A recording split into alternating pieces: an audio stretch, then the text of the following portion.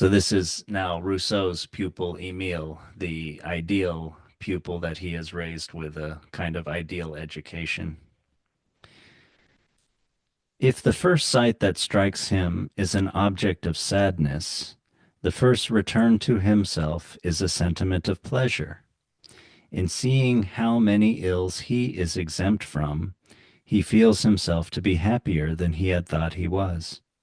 He shares the sufferings of his fellows, but this sharing is voluntary and sweet.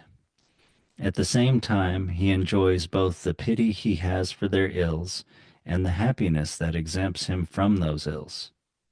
He feels himself to be in that condition of strength which extends us beyond ourselves and leads us to take elsewhere activity superfluous to our well-being.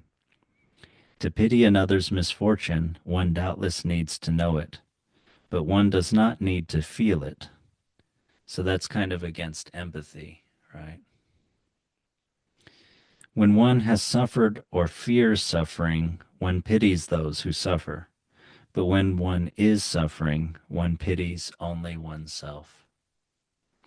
But if, since all are subject to the miseries of life, we accord to others only that sensibility that we do not currently need for ourselves, it follows that commiseration ought to be a very sweet sentiment, since it speaks well of us.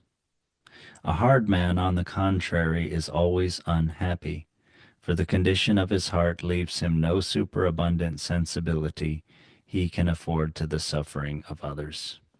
So he's talking about how there is a kind of, commiseration, but not an empathy, not a feeling into or not an emotional contagion that helps one to, if one has kind of skills and virtue and stability and things, one feels oneself in contrast to the others who are suffering, and one commiserates with them both and gets a pleasure out of that, and also one comes back to oneself and remembers that one is not suffering like they are, and one feels happier than you did before.